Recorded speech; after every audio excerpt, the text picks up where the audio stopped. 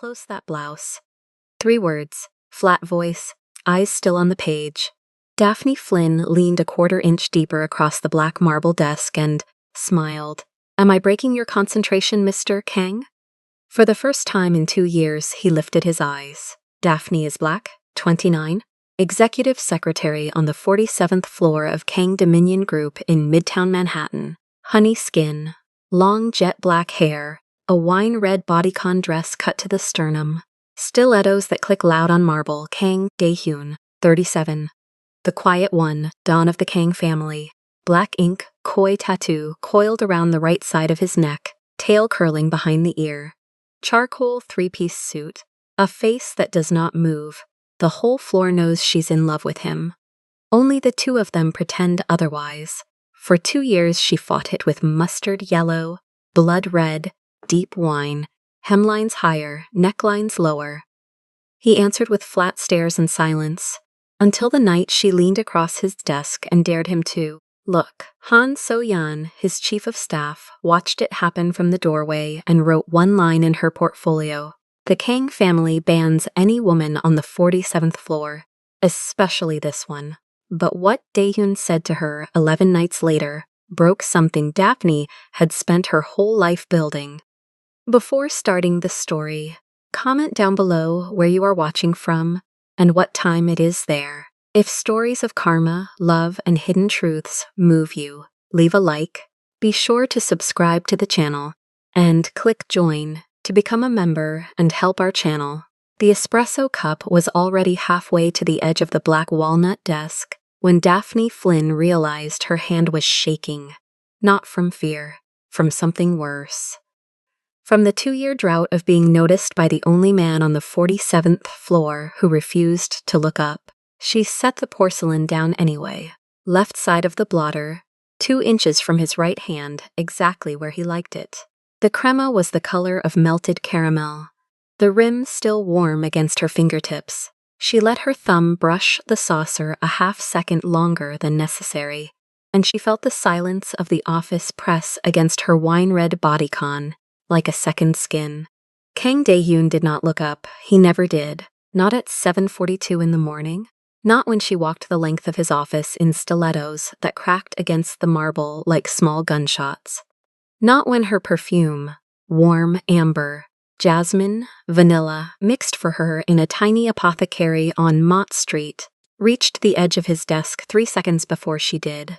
He turned a page of the bound merger draft instead. The motion was economical. His left hand stayed flat on the wood, fingers spread, the silver Patek Philippe catching the warm amber spotlight overhead. The koi was visible this morning.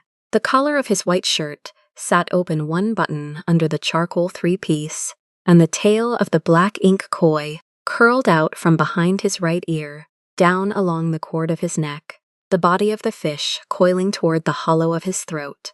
The head pointed down, always down, unfinished.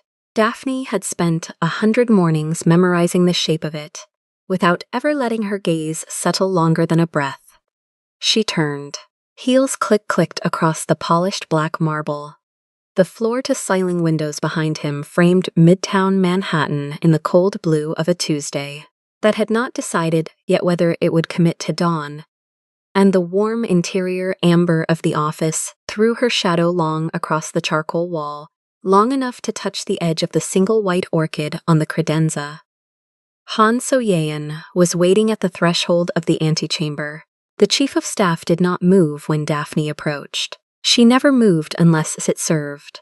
Jaw-length jet black bob, matte burgundy mouth pressed into a line so thin it almost disappeared. The small mole below her left cheekbone, the only soft thing on her face. The slim black leather portfolio was already open against her forearm. The slim platinum chain with the jade pendant rested flat against the ivory, silk camisole under her charcoal pantsuit. Han So-yeon's pen moved once, a single short stroke against the page. Daphne saw it without turning her head. She had seen that stroke before. Every time her fingers brushed the saucer too long, every time she leaned a half-inch closer to the desk than her job description required, every time the perfume cloud reached the dawn before the espresso did. One pen stroke, one small tally in a portfolio that no one outside the family was ever allowed to read. "Good morning, Miss Han," Daphne said. "Miss Flynn." The voice was low, polished, almost warm if you did not know better. "The Hong Kong call is at 8. The Frankfurt Red Line is on your desk, Mr. Vale's office sent a hand-delivered envelope at 6:40. "I have not opened it. I'll handle it. I am sure you will." Their eyes met for a second. Han So-yeon's were dark brown, almost black, and they sat in their sockets the way a knife sat in a drawer. Closed, ordered, ready. Daphne did not flinch. She had stopped flinching in her 3rd week. You did not survive 2 years as executive secretary to Kang Dae-hyun by flinching at the woman who decided which secretaries left the 47th floor still employed, and which left in unmarked town cars. Daphne walked past her. The marble cracked under her heels in a sharp 4/4 rhythm, and behind her she heard a small scratch of Han So-yeon's pen meeting paper a second time. Her antechamber was a smaller, softer version of his. Same polished black marble, glass partitions cutting the room into geometry, sleek glass desk with 3 monitors already glowing, leather wingback in the corner, where twice in 2 years she had napped for 19 minutes between a Tokyo Close and a London Open. She slid into her chair, and the wine-red bodycon pulled tight across her hips. She uncrossed her ankles. She crossed them the other way. She did not look up at the camera she knew was tucked into the brushed gold trim above her desk. She opened the Vale envelope. Heavy creamstock, engraved monogram in navy. The handwriting inside was old money slanted, the kind that came out of boarding schools in Connecticut and never came back. "Daphne. Drinks, Soho House, Thursday. I won't take no this time. A. V." She closed the envelope. She placed it inside the lower right drawer, on top of 7 other identical envelopes, all from the last 14 months, all unanswered. She slid the drawer shut with her knee. The intercom on her desk did not chime. Kang Dae-hyun never used the intercom. If he wanted her, he opened the connecting door himself 2 inches and waited. In 2 years, she had never made him wait longer than 4 seconds. She caught her own reflection in the dark face of the 3rd monitor before the Hong Kong dial-in came up. Honey-toned skin, almond eyes lined in soft cat-eye, full mouth painted the color of crushed wine grapes, long straight jet black hair past the shoulders, the slight off-center part she had been wearing since she was 19.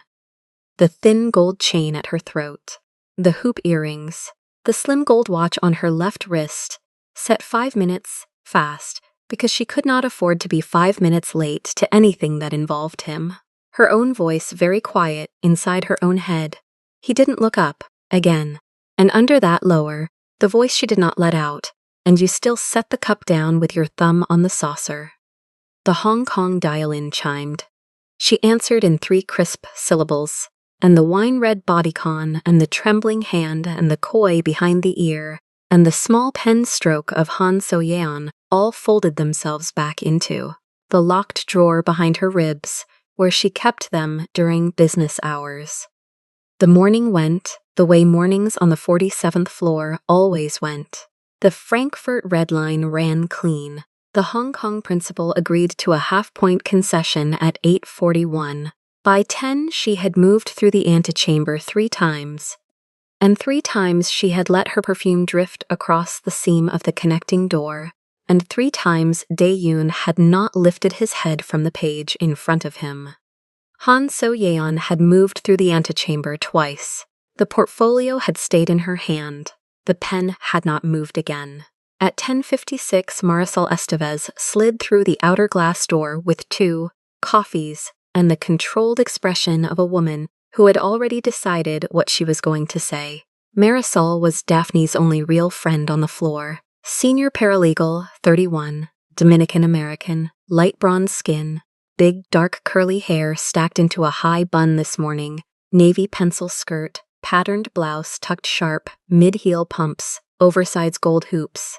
The small gold cross sat at the hollow of her throat. The left cheek dimple appeared when she pretended to smile at Han So-yeon on the way in. She set the second coffee on Daphne's desks. She did not sit, mammy. Low, Spanish worm, look at me. Daphne looked up. Marisol's voice dropped another inch. You set the cup down with your thumb on the saucer again. I did not, Daphne. I did not, Marisol. There is a camera in the ceiling and a Korean woman with a pen in her hand, and you set the cup down with your thumb on the saucer again.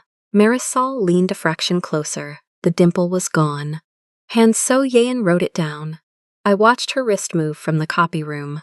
That makes 7 this month, and it is the 11th. I am aware of the date. Are you aware that the last secretary who lasted past her second year on this floor was driven home in a town car and never came back? That was Yoonji, and Yoonji was sleeping with the Frankfurt office. That was the official story. Marisol straightened. Her eyes flicked once at the connecting door and back. And the unofficial story was that Yoonji set a cup of espresso down with her thumb on the saucer. Daphne did not answer. Marisol exhaled. She picked up her own coffee. She softened, the way she always softened in the last beat of a warning. I love you. I am telling you because I love you. He is not going to look up. He is not allowed to look up. There is a Korean grandfather in Seoul who decided 40 years ago that no woman crosses the threshold of the 47th floor for any reason other than to file a folder and leave. And the only reason you have lasted 2 years is because you are extraordinary at the job, and the second the job stops being the reason you are here, Han So-yeon writes a different kind of note in that portfolio. I know. Do you? I know, Marisol's. Then close one button on that dress before you walk back in there at noon. Please, for me. Daphne looked down. The wine-red bodycon was high-necked compared to what she owned. The V-cut sat 2 fingers below her collarbone. There was nothing to close. She looked back up. Marisol's dimple appeared again, sad this time. Yeah, Marisol said. I noticed. The paralegal turned and clicked back out through the glass door. Daphne watched her cross the open floor, watched her stop at Han So-yeon's standing station to deliver a folder. Watched Han So-yeon take it without looking at Marisol's face. The pen stayed still. The portfolio stayed open. The room kept its temperature at exactly 68 degrees. Daphne pressed her thumb against the rim of Marisol's coffee cup. She did not lift it. The afternoon ran longer than it should have. A Seoul conference call rolled into a Singapore conflict resolution, which rolled into the quarterly compliance review that Eleanor Whitfield from Corporate Communications insisted on attending in person. Eleanor arrived at 3:14 in a champagne sheath dress and the double-strand pearl necklace she had worn every Tuesday for 19 years. She smiled at Daphne the way she always smiled at Daphne, which was the way a woman in nude lipstick smiles at a woman in wine lipstick when she wants the wine to know its place. Daphne, darling. Eleanor's voice was light, almost musical. Such a strong color today, very confident. I always think bold girls like you are so brave to wear those tones in the morning. Thank you, Eleanor. It must take a particular kind of confidence. It takes a closet. Eleanor laughed. The laugh was thin and pleased, and did not reach her narrow, gray-blue eyes. She tucked the black Chanel flap bag higher under her arm and clicked past Daphne's desk on her low nude pumps. And Daphne watched her go, and did not let her shoulders drop until the door to the main conference room had closed. It was during the compliance review at 4:11 that the connecting door to Dae-yoon's office opened. 2 inches, as always. Daphne was on her feet before the 3rd inch. She crossed into his office on a single steady breath.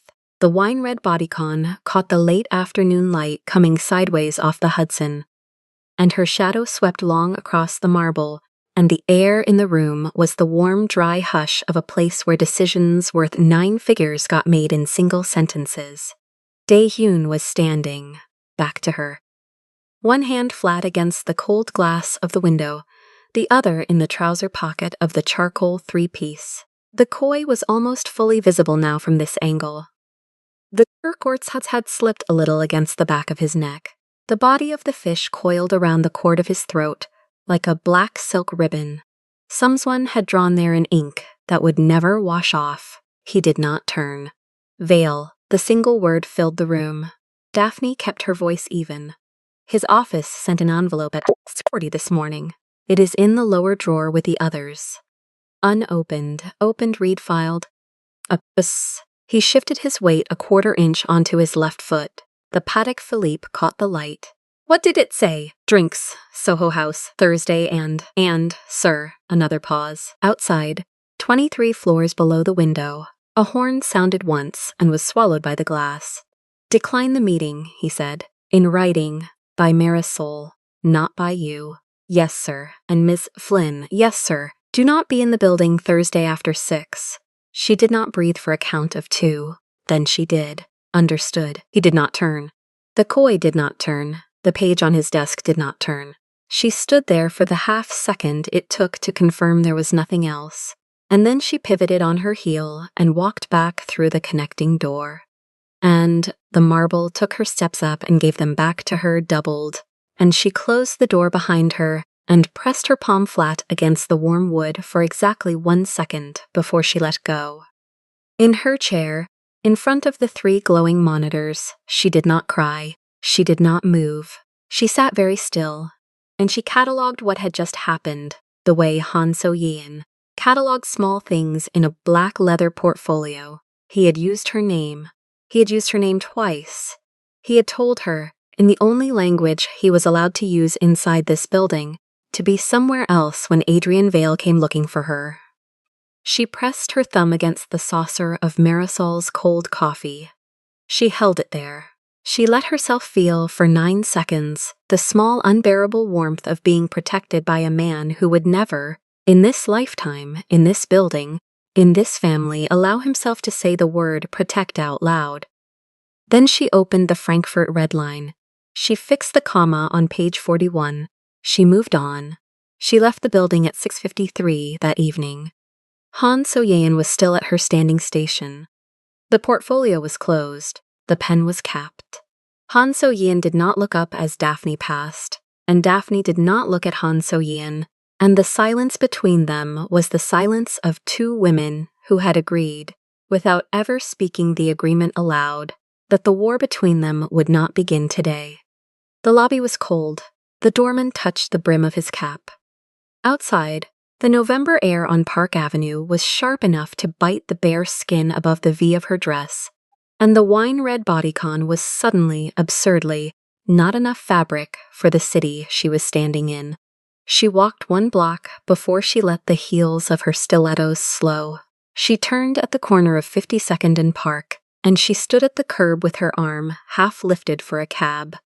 She had not yet decided whether to hail, and that was when the black SUV pulled to the curb 3 feet from her left hip. The driver's window did not roll down. The rear passenger window did. Park Junpyo was at the wheel. She knew the shape of his shoulders before she knew his face. The heavy build under, the plain black suit, the buzz cut, the thick neck, the small scar across the right eyebrow, the black driving gloves on the wheel. The earpiece was a fleck of black plastic against his pale skin.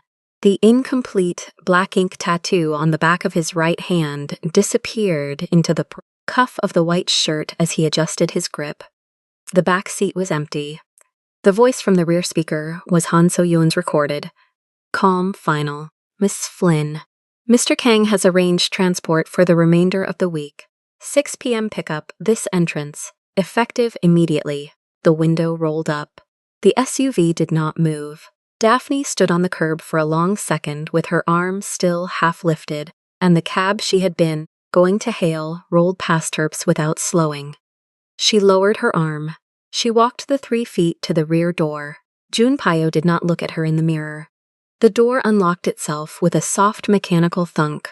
She slid into the leather. The door closed. The SUV pulled into traffic on Park Avenue. In the back seat, in the dark, in the wine-red bodycon that was now warm against the heated leather, Daphne Flynn pressed her thumb to her own bottom lip and held it there, and she understood, for the first time in 2 years, that Kang Dae-hyun had been watching her every single morning. She made it to Friday on 3 hours of sleep a night, and a kind of clean, focused fury that she had not felt since law school. She wore the high-necked gray wool on Wednesday. She wore the black turtleneck under the camel blazer on Thursday. She kept the perfume in the bottle. She set the espresso on the left of the desk at 7:42 each morning. And she did not let her thumb brush the saucer once. And Dae-hyun did not look up, and Han So-yeon's pen did not move. At 6 p.m. Thursday, she rode the SUV home through cold rain and watched Junpyo's gloved hands on the wheel and did not speak. He did not speak. The earpiece flickered once with a low Korean syllable she did not catch. She did not go to Soho House. Marisol had sent the decline at noon. By 8 that night, Adrian Vale's office had sent a second envelope by courier. It was waiting on her desk Friday morning, unopened, when she arrived at 7:41 with the espresso. She did not open it. She placed it in the lower drawer, on top of the other 8. She did not let her thumb brush the saucer. When she set down his cup, she watched him not look up. She walked out. By 6 Friday, the 47th floor was empty. Eleanor had left at 4:30. Marisol had left at 5:15 with a long, sideways look at Daphne that said, "Go home, mommy, please."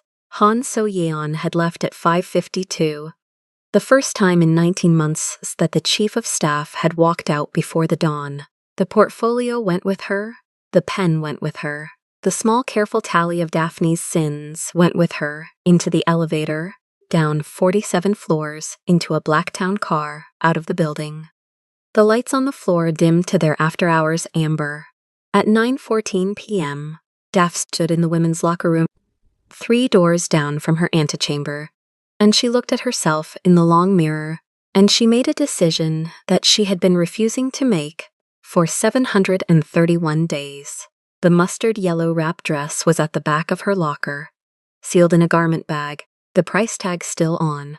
She had bought it 6 months ago and never worn it to the building.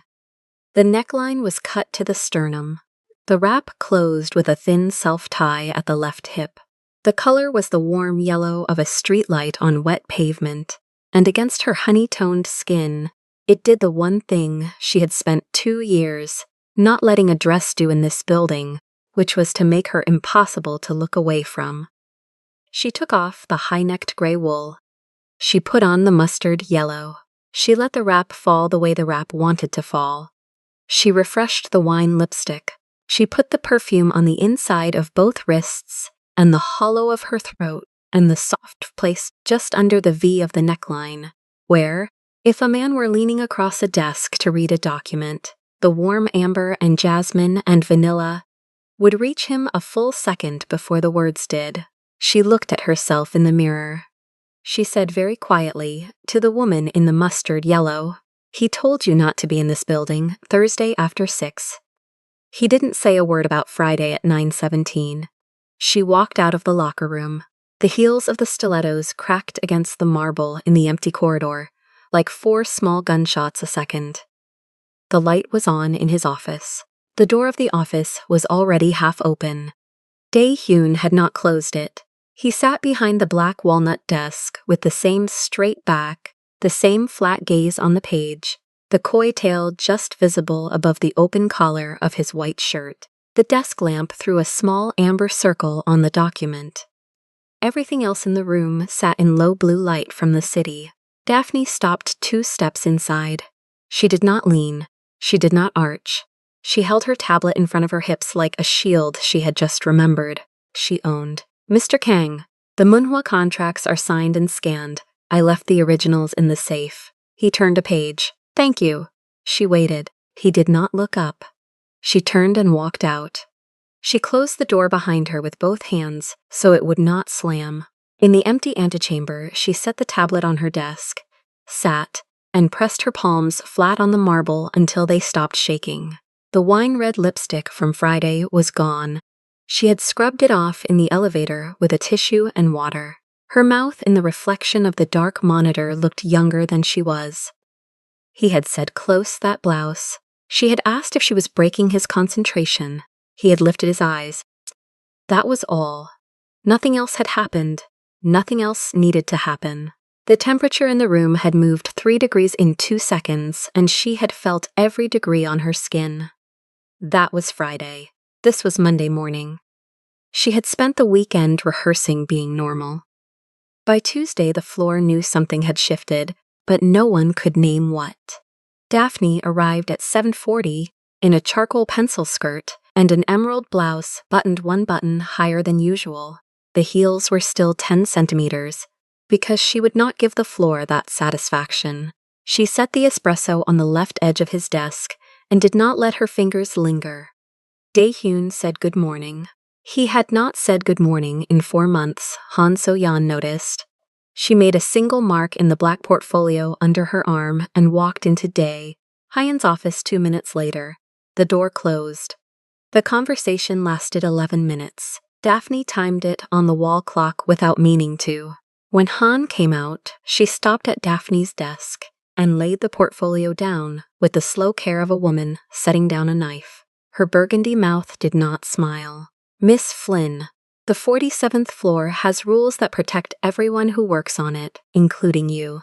I'm aware of the rules, Miss Han. Good. The mole below her left cheekbone moved a 1/4 inch when she spoke. Then you understand that the rules do not bend for anyone. Not for me, not for him. She picked up the portfolio and walked to the elevator. The brushed steel doors opened the second she reached them. They always did for her. Daphne breathed out. She had not realized she was holding it. At 10, Daphne walked the signed Munhua originals to the safe behind the partition wall. The keypad accepted her code on the second try because her fingers were slower than usual. The steel door swung open. She placed the folder on the 3rd shelf, closed the door, and waited for the green light. The light came. She stayed with her forehead against the cool metal for 1 breath. Then she walked back to her desk and opened the inbox. 42 new emails. She answered 11 of them in 20 minutes. Each reply was 3 sentences long and signed Daphne Flynn, Executive Office. She did not read what she had written. The fingers knew. At 11, Eleanor Whitfield walked through the antechamber on the way to Daehyun's office. The director of corporate communications was in cream today. A sheath dress with a stiff blazer over it, the double-strand pearls at her throat. She slowed beside Daphne's desk. The smile arrived first, the words after. Daphne, sweetheart, lovely color on you today. So bold, so eye-catching. She let the pause sit. Some of the women on 12 were saying they could never carry it. I told them you simply have the kind of figure that demands attention whether you want it or not. Good morning, Mrs. Whitfield. Is he in? He is. Be a dear, and let him know I have the Reuters statement. Eleanor did not wait. She walked to the door, knocked twice with 1 knuckle, and went in without waiting for an answer. The door closed. Daphne picked up her coffee. The cup was cold. She drank it anyway. Marisol came by at lunch with 2 paper cups of fresh coffee and a brown bag of pastelitos from the place on 53rd. She set everything down on the marble and pulled a chair across the floor without asking permission. Talk, nothing to say. Daphne, Marisol. You came in Friday night in the mustard dress. Security has footage. Security has a lot of footage. You signed back in at 9:11 p.m. You signed back out at 9:46 p.m. You were upstairs for 35 minutes with the Dawn and nobody else in the building. I forgot a folder. Marisol bit a pastelito in half. She chewed. She watched Daphne's face the whole time. Listen to me, Mama. I love you. I have loved you since the day you walked into the firm 3 years ago and told the senior partner his tie was crooked. But this man is not a man. This is a Dawn, the Korean kind, the kind whose grandmother ran half of a Taewon before she was 40. You understand what that means. I understand. No, you do not. Because if you understood, you would not have worn the mustard dress. Daphne picked up her coffee. She did not drink it. She turned the cup in her hand until the seam faced her. He told me to close my blouse. Of course he did. He looked up. Marisol stopped chewing. He looked up. For the first time in 2 years. The Dominican woman closed her eyes. She made the small sign of the cross over the cup. Ay, Dios mío. For the next days, Daphne ran the experiment in reverse. She wore the colors, she wore the cuts, she wore the perfume, 3 drops of amber and jasmine on the inside of each wrist, 1 behind the right ear. She did not provoke, she did not lean, she did not bend slow. She let the clothes do the work the clothes had always done, while she did the work always required. It made no difference. Daehyun did not look up. On the Friday of the first week, she stood at his desk for 90 seconds while he read a quarterly. She read the koi on his neck instead. The black ink began at the underside of his jaw and coiled down. The tail tucked behind his right ear, the head pointed at the hollow of his throat. The artist had stopped before the eye. She had never noticed that before. The fish had no eye yet. The fish was looking for something it had not been allowed to see. "Will that be all, Miss Flynn? That will be all, Mr. Kang?" She walked out. On Monday of the second week, a courier delivered a sealed envelope from Adrian Vale's office to her desk by mistake. The label said for the attention of the executive secretary. She opened it. Inside was a single sheet of cream stock with a handwritten line in fountain pen ink. "Miss Flynn, dinner, Thursday p.m., the Carlisle, AV." No question mark. No signature beyond the initials. She folded the sheet in half. She walked the envelope to the shredder in the back hallway. She fed the sheet in face down. The machine ate it in 3 seconds. She did not mention it to Daehyun. She did not need to. Han So-yen had been watching from the open door of the conference room. The black portfolio under her arm received another small mark. On Tuesday, Daphne arrived in a navy wrap blouse and a black pencil skirt. Conservative, quiet. The perfume was still amber and jasmine because she would not let Vale change her. The espresso landed on the left of the desk at 7:40 exactly. Daehyun said good morning. The good morning was a quarter second longer than yesterday, but he noticed. She knew because of small things. The espresso cup, set down on the left of the desk every morning, was empty by the time she came back at 10, and he was not a man who drank coffee that fast unless he was thinking about something else while he drank it. The black walnut door of his office, which used to close after she left, now stayed open 3 inches. The internal calendar app pinged her phone at unusual hours with meetings he had pushed to fit her lunch break. On Wednesday of the second week, she dropped a pen by his chair. She had not meant to drop it. The pen rolled under the desk near his right shoe. She crouched. The pencil skirt was tight. She picked the pen up slowly because there was no fast way to pick it up. When she stood, her face was level with his. He was looking at the document. He was not looking at her, but the muscle in his jaw was tight enough that she could see the line of it through the pale skin. "Miss Flynn, Mr. Kang, please use the chair on the other side of the desk in the future." "Yes, sir." She walked out. In the antechamber, she sat down and laughed once, short and bitter, into the back of her hand. On Thursday, it began to rain at 3 in the afternoon. By 7, the rain was coming sideways off the Hudson, and the news called it the worst spring storm in 11 years. Daphne stayed late on a Munhwa filing. At 8:40, she shut the laptop, took her coat from the hook, and pressed the elevator button. The elevator did not come. She pressed again. The light above the door stayed dark. She turned and walked back toward her desk to call building services. Park Jun-pyo was standing at the entrance of the antechamber. He was not supposed to be on the 47th floor. He was supposed to be downstairs in the car, on call.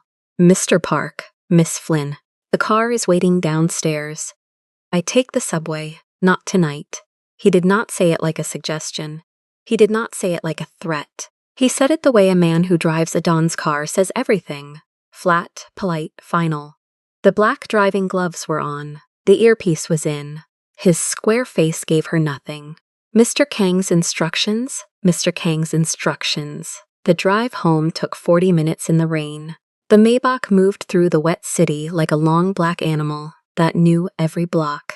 Jun-pyo did not speak. The radio was off. The privacy partition stayed down because Daphne had not asked him to raise it. She watched the back of his shaved head and the small scar across his right eyebrow in the rearview mirror, and she thought about a man on the 47th floor who had not looked at her in 9 days, but had remembered, at 8:40 on a Thursday night, that she did not own an umbrella.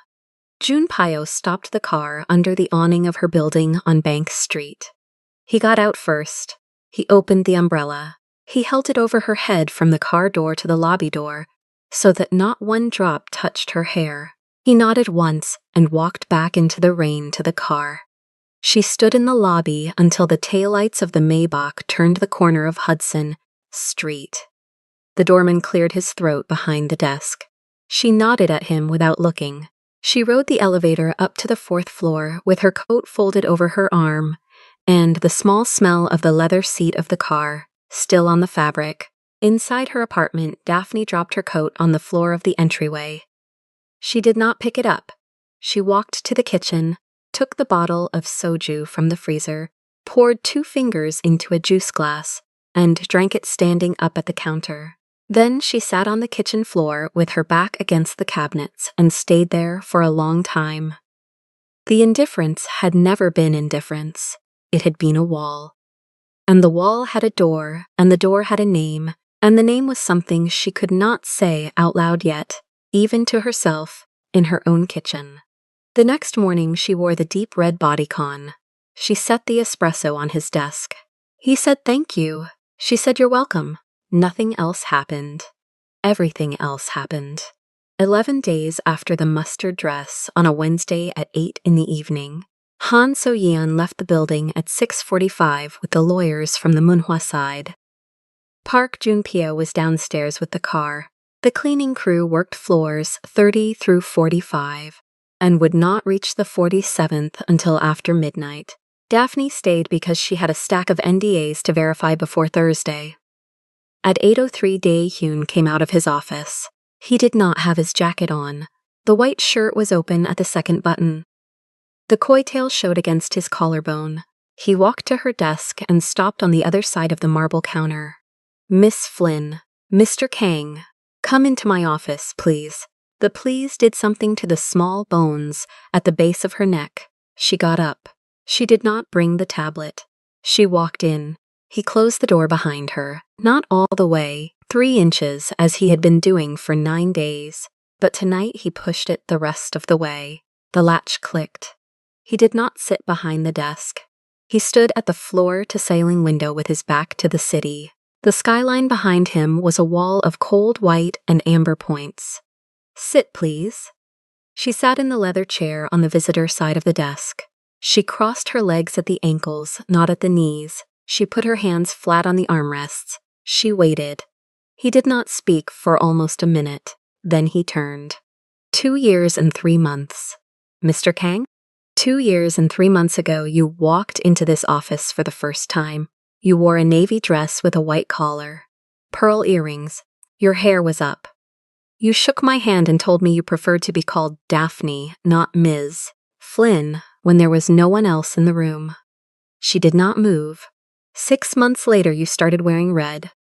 3 months after that, the mustard yellow. The perfume changed at the end of the first year.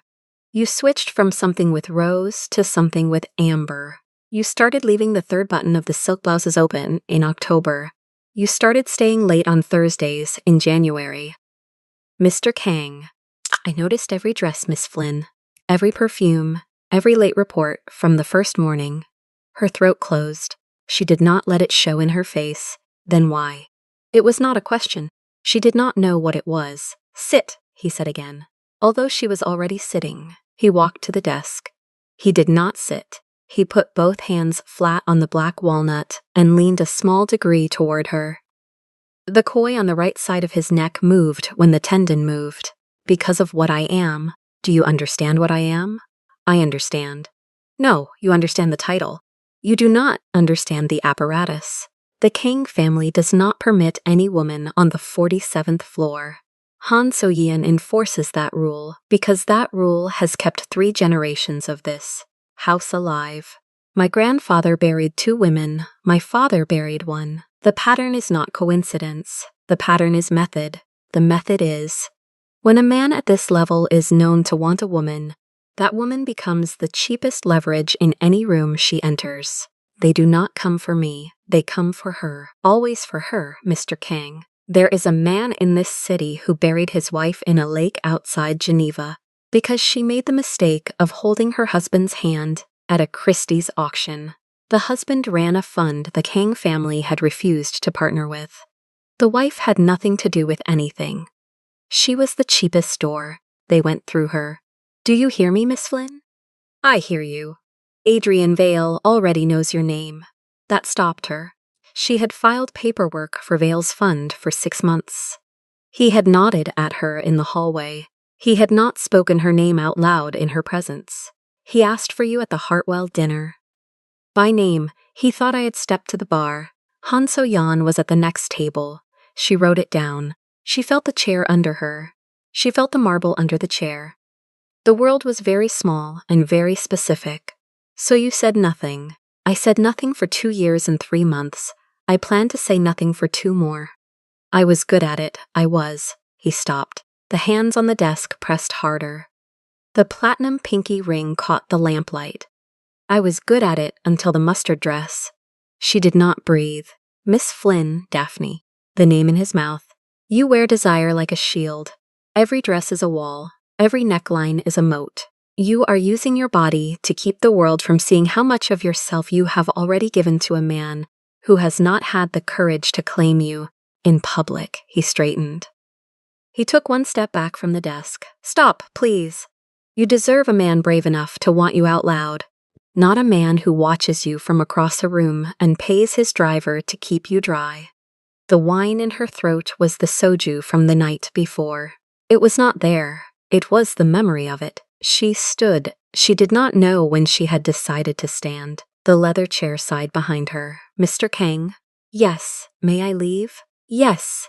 She walked to the door, her hand on the brushed gold handle. She did not turn around. She did not let him see her face. Mr. Kang, yes. I have never used my body as a shield. I have used it as a question. You answered tonight. She opened the door. She walked out. She did not close it behind her. In the antechamber, she did not pick up her coat. She walked straight to the executive elevator. The brushed steel doors opened the moment she reached them. The amber light inside was warm on her face. She rode down 47 floors without touching the rail. In the lobby, Park Jun-pyo was already standing by the glass doors with the umbrella open, though it was not raining. He did not ask. He walked her to the car. He drove her home in silence. She did not cry in the back of the Maybach. She did not cry in the elevator of her building. She did not cry in the hallway. She cried when she sat down on the edge of her bed and unzipped one's stiletto and saw the small red mark the strap had left on her ankle, the same mark every shoe had left every night for 2 years and 3 months, and understood for the first time that he had been counting them too. The next morning, Daphne came in at 7:42 exactly. The same time, the same elevator, not the same woman. The wine-red bodycon stayed on its hanger. She wore black, a loose black turtleneck that came up to the base of her throat and erased the line of her collarbone, black wide-legged trousers that broke at the ankle, flat black loafers with a thin gold buckle. Her hair was pulled back in a low knot at the nape of her neck. No earrings, no chain, no watch, no perfume. She set the espresso on the left side of the desk without leaning. Her fingers did not touch the saucer twice. Her thumb did not brush the rim. She set it down the way a stranger sets down a stranger's coffee. Then she straightened, turned on her heel, and walked out of the office in a straight line. Daehyun's pen stopped moving above the page. He did not look up. He did not need to.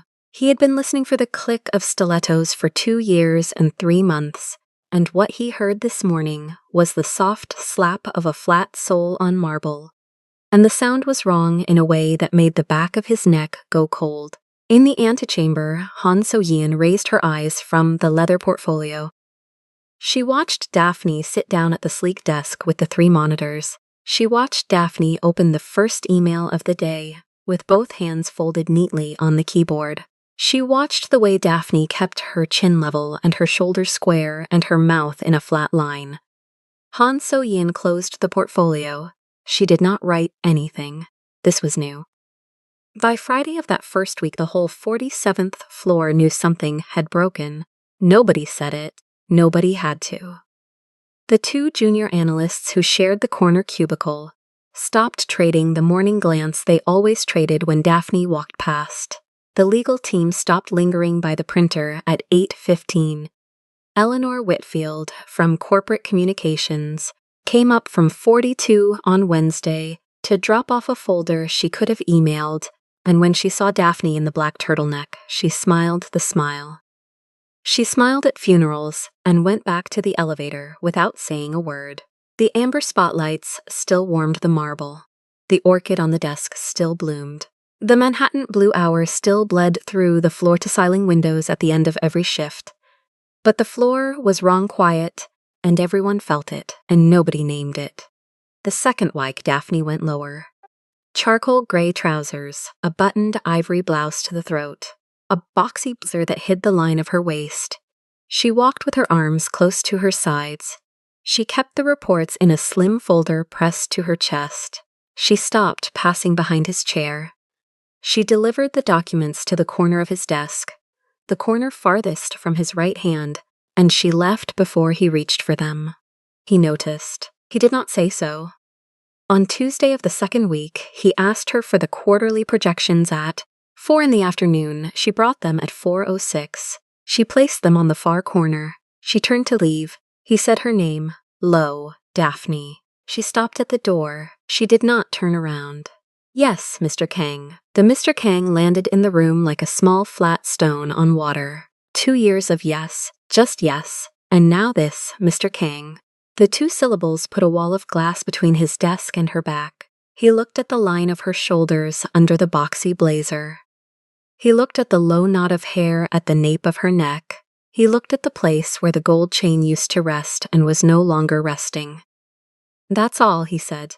She walked out. He sat at the black walnut desk for a long moment with the projections unread in front of him. Then he picked up the espresso she had left at 7:42 that morning. The cup was cold. He drank it anyway.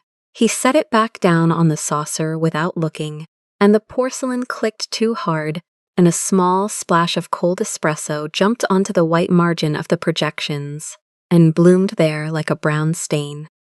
He did not blot it. Han So-yin came in at 5 with a tablet. She set it on the desk in front of him. She waited the 3 seconds she always waited for him to look up.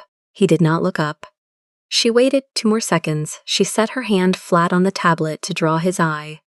The Vale account, she said. Quarterly review meeting Thursday, 2 o'clock. He read the screen. He did not nod. He has requested that Miss Flynn be present to take notes. Dae-hyun's eyes moved up from the tablet to Han So-yeon's face. They moved slowly. They did not blink. Miss Flynn does not take notes for outside clients, he said. He requested her by name. Tell him no. Han So-yeon did not move. Hung-nim, she said. Older brother. The address she used only when she was about to say something he would not like. Adrian Vale has asked for her by name 3 times this quarter. 3. The first time I said the schedule did not allow. The second time I said she was assigned elsewhere. If I refuse a 3rd time, he will read it. He will know we are protecting something. Dae-hyun's jaw shifted a 1/4 inch to the left. The koi tattoo on the right side of his neck stretched and tightened against the line of his collar. He already knows, he said. Then there is no reason not to send her. He looked at Han So-yeon for a long time. The amber light caught the small mole below her left cheekbone. She did not look away. Send her, he said. I will be at the meeting. It is a routine review. You do not attend routine reviews. I will be at the meeting. Han So-yeon closed the tablet against her chest. She held it there. She looked at him the way she had been looking at him for 11 years. The way a sister looks at a brother she has watched go, quietly mad in slow motion. Hung-nim, she said softer now. She has changed. You see it. Everyone sees it. He did not answer. 3 weeks of high necklines, flat shoes. The perfume is gone. The chain is gone. She does not stand behind your chair anymore. She delivers the file and she leaves. Whatever you said to her on the Wednesday night you walked her to the elevator. She is doing what you asked. She is putting down the shield. Still no answer. And now she is smaller, Han So-yeon said. Not stronger, smaller. Have you seen the way she eats her lunch at the desk now? Instead of in the kitchen with Marisol? Have you seen that she has stopped laughing on the phone with her mother on Tuesday afternoons? You asked her to stop hiding behind her body, and she heard you ask her to stop existing. Hyungnim, you broke her, and you do not know it. The pen in his right hand cracked. A thin black line of ink ran down the inside of his palm and pooled at the heel of his thumb. He did not look at it. Han So-yeon set the tablet on the desk. She turned. She walked out of the office. He sat there with the broken pen and the cold espresso and the brown stain on the projections. And for the first time since his father died 8 years ago, Kang Dae-hyun, the quiet one, the Dawn of Kang Dominion Group, did not know what to do next. Thursday came. The boardroom on 46 was glass on 3 sides. The 4th wall was charcoal. The table was raw, black oak, 12 seats, brushed gold ashtrays at the 4 corners that nobody used anymore. The amber spotlights came down in tight cones. Outside, the Manhattan sky was the flat slate gray of a cold March afternoon, and the river beyond the windows had no shine on it. Adrian Vale arrived at 1:55. Navy double-breasted brioni, sky blue shirt with the white collar, red and navy striped club tie, gold shipwheel cufflinks catching the amber. He came with 2 associates and a leather portfolio. And he smiled at every person in the room, the way a man smiles at people he has already decided to hurt. Daphne arrived at 1:58, the charcoal trousers, the ivory blouse to the throat, the boxy blazer, the flat loafers, a slim leather folio under her left arm, a pen in her right hand. Adrian's eyes went to her the second she walked in. They stayed on her. They moved from her face to her throat to the place where her cleavage used to be, and was no longer there, and his smile changed. Not smaller, wider, because the absence interested him more than the presence had. He stood up. Miss Flynn, he said, sit by me. I want you close, to catch every word. He pulled out the chair to his right. She did not move toward it. Han So-yeon, 3 seats down, raised her chin a 1/4 inch. The 2 associates of Vale looked at their own hands. Daphne walked to the chair he had pulled out. She sat down. She placed the folio in front of her. She opened it to a clean page. She uncapped the pen. The meeting began. It was a routine quarterly review. 47 minutes of numbers. Adrian Vale spoke for 30 of them. He spoke well. He spoke with the easy rolling cadence of a man who had been told since prep school that his voice was an asset. He used Daphne's first name twice. He did not use any other first name in the room. At minute 32, while a junior associate was reading a column of figures aloud, Adrian Vale slid his right hand across the black oak table and laid it flat over Daphne's left hand, the hand that was holding the pen. He did not look at her when he did it. He kept his eyes on the junior associate. He smiled, the gold signet pinky ring pressed against the thin bone on the back of her hand. After this, he said, easy, conversational, loud enough for the whole table to hear, you and I should discuss private terms, dinner. Tonight, there is a small French place on 63rd that knows me. We can talk about your future at Kang Dominion, and other things. Daphne did not pull her hand away. She did not move it at all. The pen stopped on the page mid-word. Her face stayed exactly as it had been 1 second before. Her breath did not change. Only the muscle at the corner of her jaw moved, one small tight contraction, the size of a seed. The junior associate stopped reading mid-figure. The room went silent.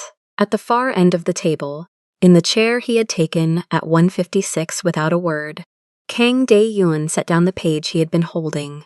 He stood up. He did not raise his voice. He did not need to. The amber light caught the koi tattoo on the right side of his neck as he turned his head, and the tail of the fish, the part that curled behind his ear, moved like a live thing when the muscle of his jaw flexed. Mr. Vale. Adrian looked up. His hand was still on Daphne's hand. He smiled. Kang, I didn't expect you at a quarterly. The meeting is with me, Daphne said. Not with her. 3 flat words, ice in each of them.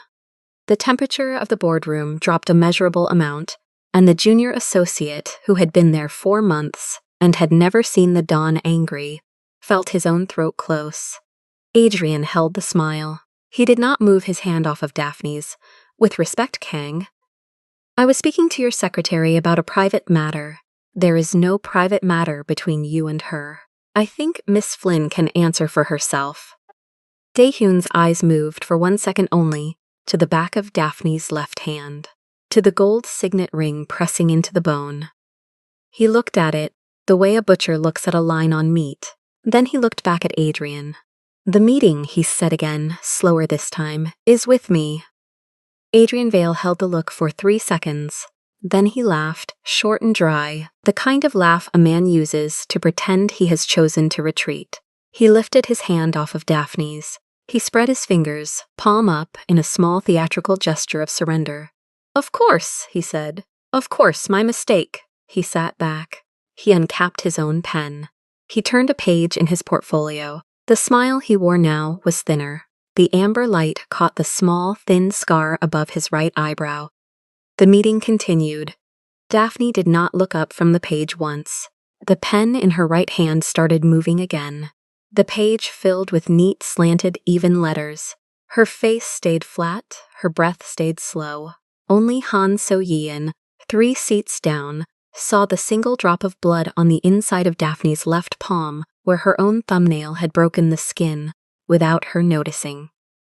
When the meeting ended at 2:47, Adrian Vale stood, shook hands with 3 of the 4 men in the room, did not look at Daphne, and walked out with his associates behind him. At the door he paused. He turned back. He looked across the boardroom at Daehyun. He smiled the funeral smile. Kang, he said. We should have a drink sometime. Just the 2 of us, soon. Daehyun did not answer. Adrian Vale left. The room emptied in 30 seconds. Han So-yeon stayed. Daehyun stayed. Daphne stayed in the chair. Adrian had pulled out for her. The pen was still in her right hand. The folio was still open in front of her. Her left hand was still flat on the black oak table, where the gold signet ring had pressed. She did not move. Daehyun walked the length of the table. He stopped beside her chair. He looked down at her hand. He saw the small half-moon of broken skin on her palm. He saw the white pressure mark on the back of her hand where the ring had been. He saw the way her shoulders sat squared and small inside the boxy blazer. He did not speak. He turned. He walked out of the boardroom. The koi tattoo on his neck moved once as he passed through the door. Han So-yeon waited until he was gone. Then she sat down in the chair next to Daphne. She did not touch her. She put her own hand on the table, close enough that the edge of her sleeve grazed the edge of Daphne's sleeve, and she left it there. Miss Flynn! Daphne did not look up. He stood up for you. I know. He closed Vale's account in his head before he stood up. You did not see his eyes. I did. The Vale account is dead on Monday morning. 240 million in fees gone. For the back of your hand. Daphne capped the pen. She closed the folio. She slid the folio toward her chest. Her face did not change. He will protect me, she said. The voice was so quiet Han So-yeon had to lean a half-inch closer. He will close accounts for me. He will stand up in rooms for me. He will put 240 million on the table for the back of my hand. She raised her eyes. Han So-yeon saw, for the first time in 3 weeks, what was behind the flat face. It was not anger. It was not hurt. It was a small, clean understanding, the kind of understanding that arrives once in a life and never leaves. He will protect me, Daphne said again. He will never claim me. There is a difference. I have spent 29 years not knowing the difference. I know now. She stood up. She tucked the folio under her left arm. She walked out of the boardroom in the flat loafers, and the soft slap of the rubber sole on the marble was the loudest sound on the 46th floor. That night she did not take the executive car. She walked 4 blocks west in the cold March wind and caught the C train at 50th and 8th. She sat in an end seat with the folio on her lap. She rode the train down to 14th Street. She walked the 7 blocks to her apartment on Bank Street in the West Village. She climbed the 4 flights of stairs in the flat loafers and let herself into the small 1-bedroom she had bought outright with 3 years of bonus money. She took off the boxy blazer. She hung it on the back of the door. She took off the ivory blouse. She took off the charcoal trousers. She folded them on the chair by the window. She stood in the small bathroom in her bare feet on the cold tile, and she looked at herself in the mirror over the sink. She looked at the small half-moon cut on her left palm. She looked at the place on her throat where the thin gold chain used to rest. She looked at the place on her ring finger, where there had never been a ring, and where, she understood now, there would never be one. Not from the man in the black walnut office on the 47th floor. He would put a bullet in a man for her. He would burn $250 million for her. He would stand up in a room of his own peers and ice a hedge fund partner for the back of her hand. He would not stand up in front of his own family for her. He would not say her name in front of his mother, the matriarch in the gray Hanbok in the Long Island compound. He would not put her at the head of a Kang Dominion table. He would not let her walk into the lobby of the building through the front door in daylight. She would have his loyalty, and his violence and his quiet ruined nights drinking cold espresso. She would have everything except the one thing. The phone on the bathroom counter buzzed once. She looked down. Adrian Vale, unknown number, 3 lines of text. Miss Flynn, pity about the meeting. We could have had a lovely dinner. A man like Kang owns you on paper and pretends he doesn't. A man like me would put your name on the door. Think about it. I am patient, and I always collect. She read the message twice. She did not answer. She set the phone face down on the cold tile. She turned off the bathroom light. She walked to the bed in the dark, and she lay down on top of the covers in her underwear, and she stared at the water stain on the ceiling that had been there since she signed the deed, and she understood with the small clean understanding that had arrived at the boardroom table at 2:43 in the afternoon that there was no way out of this room she had built around herself with 2 years of bodycon dresses and stilettos and amber jasmine perfume. The man she loved would protect her until the day he died. He would never in this life claim her in the daylight. And the other man, the one with the gold signet ring and the funeral smile, had just put his hand on the table and announced, in front of witnesses, that he intended to collect. She closed her eyes. She did not sleep. Outside the window on Bank Street, a cab honked once, and a woman laughed too loud, and the cold March wind pushed against the glass. And somewhere on the 47th floor of a tower in Midtown, a man in a charcoal suit was sitting alone at a black walnut desk with a cold espresso and a broken pen and a brown stain on the white margin of a page. And neither of them, in their separate dark rooms, knew yet that the gala invitation already printed and already addressed, and already sitting in a stack on Eleanor Whitfield's desk on the 42nd floor would, in 9 days, put them in the same ballroom in front of 300 witnesses, where Adrian Vale would be waiting at the champagne fountain with a sentence already chosen. The gala invitation had been sitting in Daphne's inbox for 9 days before she answered it. Yes, she would attend. She did not say with whom. She did not say what she would wear. She put the phone face down on the kitchen counter and looked at the wall for a long time. Saturday morning, she walked into a small bridal-adjacent boutique on Madison and asked the saleswoman for blood red. Floor length, bare back, no slit higher than the knee. She did not want anyone calling it a slit. The saleswoman, a woman in her 60s with steel gray hair, looked at her once and walked into the back. She came out with 3 dresses. Daphne tried the second one. She did not look in the mirror until the zipper was up. When she finally turned, she did not see Daphne Flynn, the secretary. She saw a woman in armor that did not need to lie. The red was not the red of the mustard yellow night. That red had been a dare. This red was a statement. The saleswoman watched her in the mirror. She did not compliment the fit. She did not call another associate.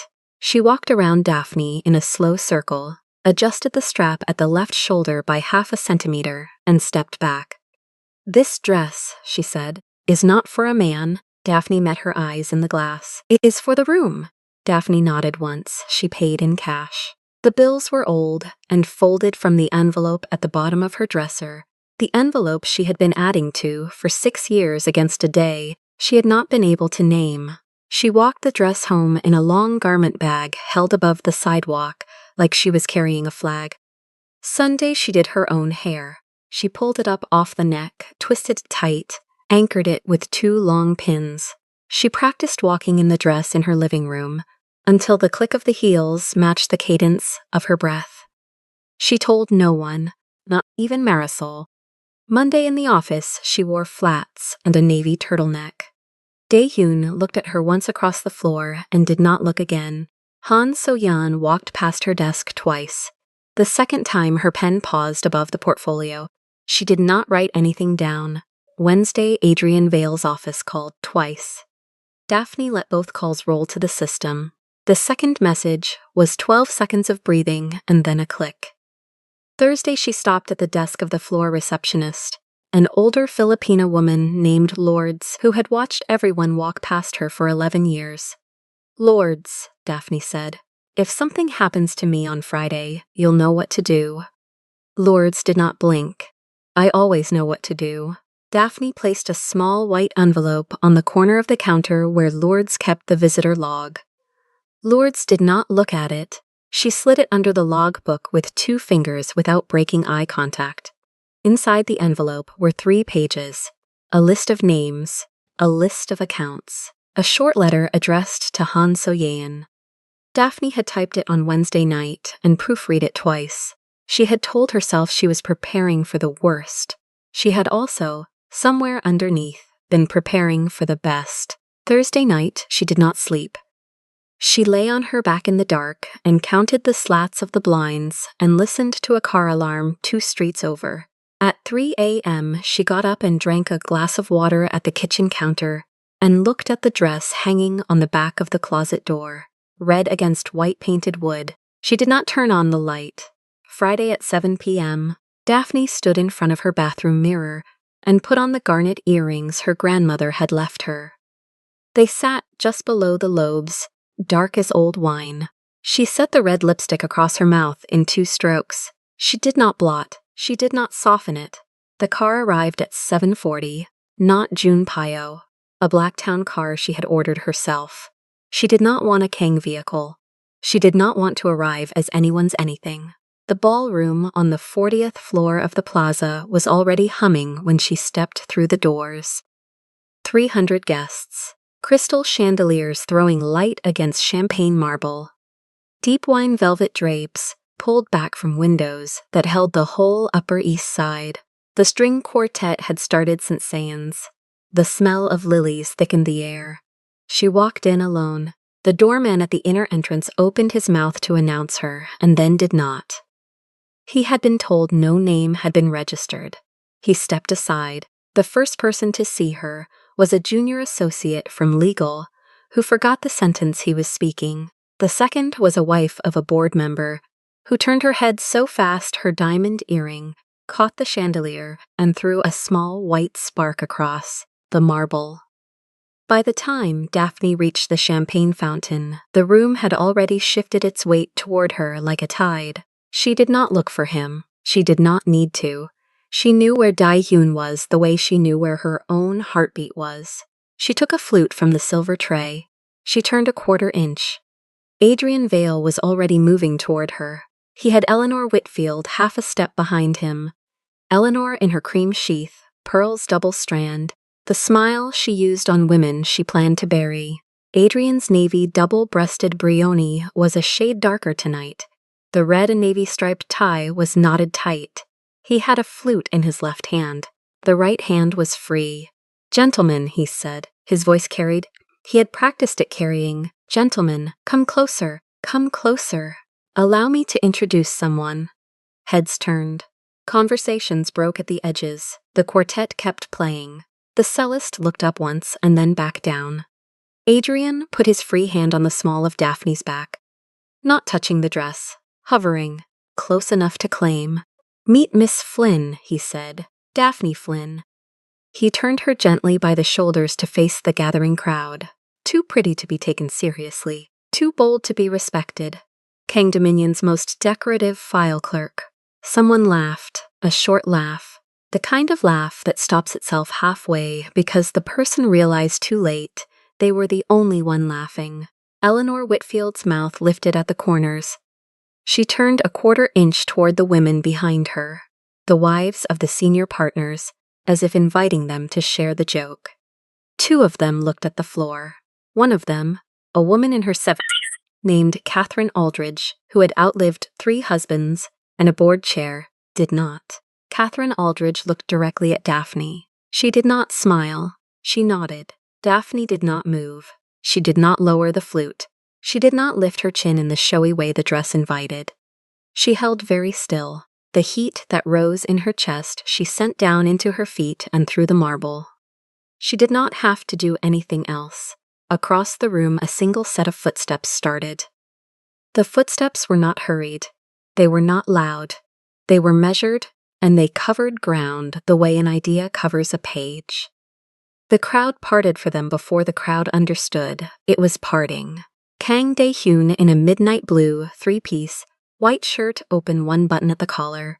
The tail of the koi, just visible above the lapel, walked in a straight line from the far window to the champagne fountain. He did not stop in front of Adrian. He stopped beside Daphne, close enough that the back of his hand brushed the bare skin of her arm. He did not look at her. He looked at the room. When he spoke, the quartet stopped on the second beat of a measure. The cellists bow lifted and stayed lifted.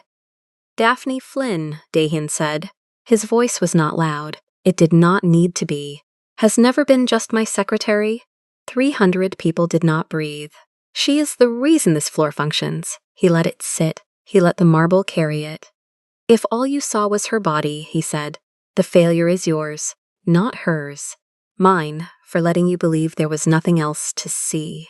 A glass clinked somewhere near the back. Whoever was holding it set it down. "I saw her strength from the first morning. I have watched her carry weight nobody in this room could have carried. I have signed agreements she drafted in her head while pouring coffee. I have built my floor on her judgment." He turned, finally, and looked at Adrian Vale. The look was not anger. Anger would have been a courtesy. The look was assessment. The look a man gives a structure he is about to condemn. "Mr. Vale." Dae-hyun said his name the way a judge reads a sentence.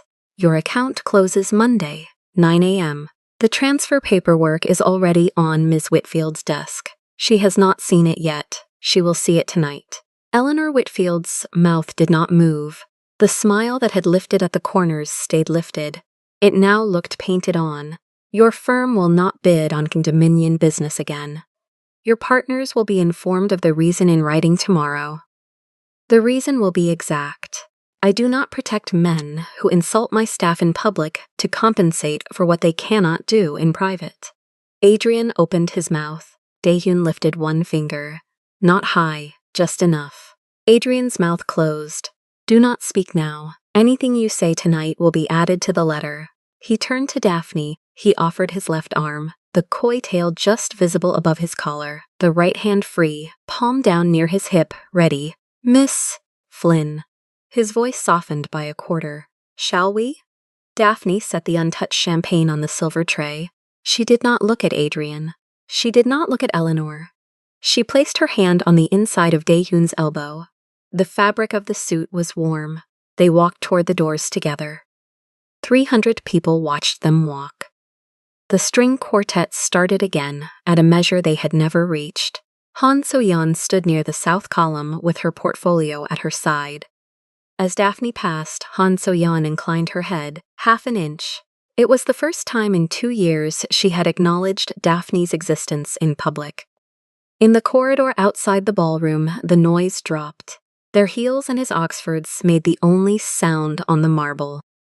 Junpyo waited at the end of the hall with the elevator already held open, gloved hand on the brass rail. He did not look at her dress. He looked at Daehyun. Daehyun nodded once. Junpyo stepped aside. The elevator doors closed. Daphne did not speak in the elevator. Daehyun did not either. He stood half a step from her with his hand still resting where her hand had left it. The amber light of the executive car painted the side of his face. When the doors opened on the lobby, he walked her to the curb. The Blacktown car was waiting. He opened her door himself. Junpyo, who had taken a different elevator and somehow arrived first, stood by the trunk with his hands folded in front of him. "Sunday," Daehyun said. His voice was quiet now, only for her. The 47th floor, 10:30 in the evening. No appointment, no dress code, no armor. Come as you are. Daphne held his eyes. She did not nod. She did not smile. She lowered herself into the seat, gathered the red hem around her ankles, and let the door close. The car pulled away from the curb. 2 blocks east, she watched the city lights meet her across the window, and realized she had not exhaled since the cellist's bow stopped. She exhaled now. Saturday she did not leave the apartment. She drank 1 cup of coffee in the morning and 1 glass of water at noon. She washed the red dress by hand in the bathtub and hung it on the shower rod. She did not look at her phone. Marisol came by at 4 with 2 paper bags of food from the Dominican place on Christopher. She set the bags on the counter and looked at Daphne in the gray sweatpants and the old t-shirt and did not ask. She poured rice onto 2 plates. They ate at the small table by the window. After the second plate, Marisol said, "The whole legal floor knows. I figured. They are not gossiping. They are quiet. Different kind of quiet." Daphne nodded. Eleanor Whitfield filed for early retirement this morning, effective immediately. Daphne set her fork down. Adrian Vale's firm lost 3 Kang accounts before noon. They will lose 4 more by Tuesday. There is no firm left after Friday. Han So-yeon walked Eleanor out of the building at 6 this morning, Marisol said. 2 security with her. Box of personal items already packed. The legal floor watched. Nobody said a word. Daphne pushed the rice around the plate with her fork. "I did not ask for any of that. I know." Marisol reached across and put her hand over Daphne's. "I know you did not ask. He did not do it for the audience. He did it because somebody finally cost him something he was not willing to lose." Daphne did not answer. She looked at her hands. The garnet earrings were on the kitchen counter where she had set them the night before.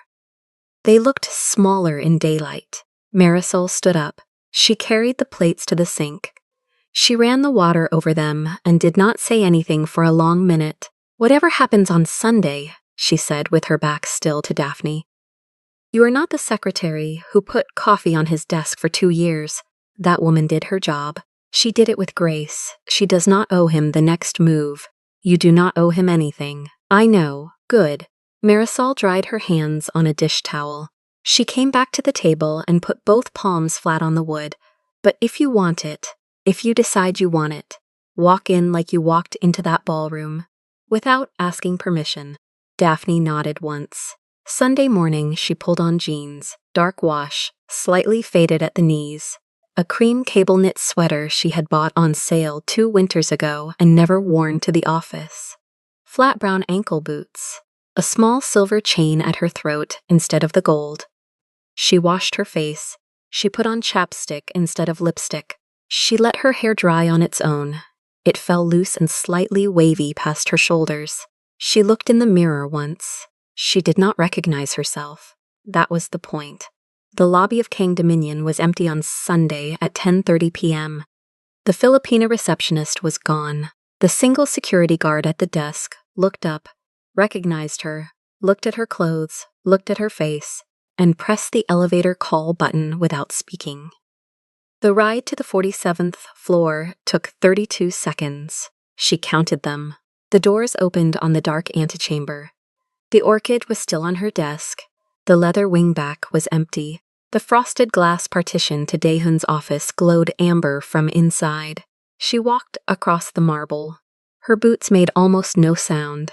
She had forgotten what it felt like to enter this floor without heels announcing her. He was at the window, hands behind his back. The midnight suit jacket was over the chair. The white shirt was untucked at one side. The koi on his neck was fully visible now, the tail curling up behind his right ear, the body wrapping his throat. The head pointed down toward the collarbone, where the inks stopped and the skin began. 2 small soju glasses sat on the black walnut desk, already poured, clear. He did not turn when she entered, closed the door. She closed it. He turned then. He looked at the jeans, he looked at the sweater, he looked at her bare face. Something in his shoulders that had been holding for 2 years let go. He did not smile, he almost smiled. "Come here." She crossed the marble. She stopped on the other side of the desk. The 2 soju glasses sat between them like a small bridge. "From now on," he said, "you come in through the front door, through the lobby, past Lourdes, past the legal floor, through every desk that watched you walk in here for 2 years, thinking you were a decoration." She did not move. No secret, no back hallway, no late hour, no hurry. He picked up one of the soju glasses and held it across the desk. She took it. Her fingers brushed his. He did not pull back. "And never," he said. His voice had dropped to almost nothing. Never reduced to one night. He set his glass down without drinking. He reached into the inside pocket of the jacket draped on the chair. He pulled out a single brass key. Old brass, long shaft, a small notch near the head. He placed it on the desk between them, on top of a single folded sheet of cream paper. "The private executive elevator," he said. "The one that opens only on this floor and on the garage. The key exists in 3 places, the vault in Seoul, my pocket, now your hand." Daphne looked at the key. She did not pick it up immediately. "Han So-yeon knows," he said. "She drew up the paperwork yesterday. The Kang Council has been informed. There will be consequences. I have accepted them in advance." She looked up at him. "Why now?" she said. It was not a question. It was the only thing she had not understood. He moved around the desk. He stopped a foot from her. He did not touch her. "Because for 2 years," he said, "I told myself that not loving you in public was protecting you. Friday I watched a man put his hand near your back and call you decorative in front of 300 people, and I understood that my silence had been the permission slip." He paused. "I will not be the one who teaches you to make yourself smaller." She reached down. She picked up the brass key. It was heavier than it looked. The metal was warm from his pocket. He watched her close her fingers around it. "There is one more thing," he said. "I have wanted to say it for 2 years. I am only allowed to say it now because you are standing here without any armor on. So I am going to say it once, and then we are going to drink the soju. And then I am going to walk you to the lobby, through the front door." She waited. He looked at her for a long moment. His face did not move, his eyes did. "I surrendered," he said, "long before you noticed." Daphne did not cry. She did not look down. She did not turn the key over in her hand. She held his gaze the way she had held the room on Friday night. The brass warmed in her palm. She lifted her soju glass. He lifted his. They did not touch the glasses together. They drank in one quiet swallow, looking at each other across the small black walnut bridge, in the amber light. On the 47th floor, on a Sunday night, with the whole city of Manhattan dark and cold, and watching through the glass. He set his glass down first. She set hers down beside his. Then she walked around the desk, past the orchid, past the chair, and stopped beside him at the window. She did not take his arm. She stood next to him, shoulder, almost touching shoulder, and looked out at the city she had crossed in a town car the night before in a blood-red dress that no longer mattered. After a long time she spoke. Her voice was even. It did not shake. "Front door," she said. "Monday morning, 7:42. He did not turn his head. "I will be at the desk," he said, waiting. Outside, the lights of Midtown burned cold and indifferent. Inside, on the 47th floor, 2 glasses sat empty on the black walnut desk. A brass key rested in the pocket of a pair of faded jeans, and the floor that had pretended for 2 years finally stopped pretending. If you want to watch all the stories without any ads and also get access to bonus scenes, extended epilogues, and exclusive spicy chapters, head over to our Patreon. Scan the QR code on the screen. The link is in the description or in the pinned comment. See you there. If this story moved you, stop for a moment and reflect. Have you ever worn your body like armor because no one taught you another way to be seen? Have you ever loved a man who would protect you from every shadow in the room, but never claim you in the light? And when someone finally walked across a crowded ballroom to name your worth out loud, did you have the courage to put down the shield and let them? Tell us your experiences and feelings in the comments. We read them all. And if you believe in stories about dignity, forbidden love, and the courage to be claimed in public, leave a like. Be sure to subscribe to the channel and click join to become a part of our community and help the channel.